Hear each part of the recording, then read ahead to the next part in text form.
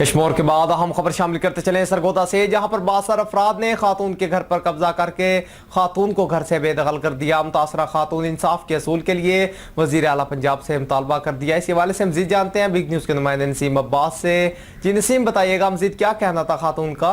जी बिल्कुल, इस वक्त मैं नवाब कॉलोनी गली नंबर 9 में मौजूद हूँ। अगर बात की जाए तो यहाँ पे एक मुतासरा खातून है जिसका ये कहना है कि 2000 में मैंने जो अपना घर नवाब कॉलोनी गली नंबर 9 वाला जो था मैंने किराएदारों को दिया, लेकिन जैसे जैसे वक्त गुजरता गया मैं अपने मसाइल में उलझी रही और उन्होंने कुछ बासर लोगों के साथ मिलकर उस घर पर कब्जा कर लिया और जेली उसकी जो है वो डिग्रियाँ भी बना ली हैं और जेली स्टाम्प वगैरह बनाकर उन्होंने घर जो है ज़बरदस्ती अपने नाम पर कर लिए।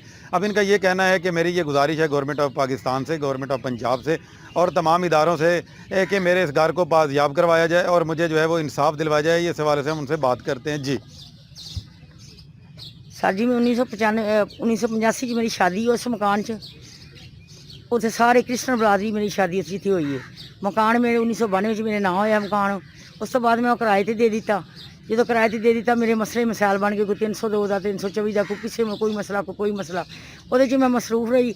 इन्हें मेरे शनासी कार्ड लै के शनासी कार्ड पता नहीं कितों लेंदे रहे, जिमें जिमें कभी किधरों इस्तेमाल कर लिया, कभी किधर इस्तेमाल कर लिया, कभी सारी जगह से मेरे साइन किए, 2 नंबर करके डिग्री बनाई, मेरे मकान पर कब्जा कर लिया। मेरा कोई नहीं सुनता, मेरी कोई नहीं मनता, कोई मेरे सारे नाल मेरी अपील है कि मेरी मंजूरी की जाए और मेरी चीज़ां वापस की जाए, मेरा घर वापस किया जाए, मेरी बंदूक, मेरा राइफल, मेरा लाइसेंस, मेरे पैसे, मेरी अंगूठियाँ, ये पहले बतौर अमानत 2005 5वां महीना 8 तरीक जुमेरात का दिन जिसने चीज़ां ये मैं घर जाके बीबी नरीन बीबी, एक कौसर बीबी, एक अपना सलीम, ये मैं घर जाके दे के आई हूँ। जिम्मे मैं थोड़े पैसे लेंदी नहीं। वल्ला इन्हें मैंने 93,000 रुपया किराया दिता।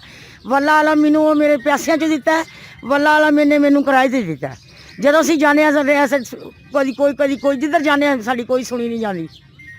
मुतासरा खातून का वज़ीर आला पंजाब और DPO सरगोदा से कहना है कि मेरे घर को बाजियाब करवा के और उन बासर लोगों के खिलाफ मुकदमा दर्ज करके मुझे इंसाफ दिलवाया जाए। जी बहुत शुक्रिया नसीम अब्बास तफसीलात से आगाह करने का।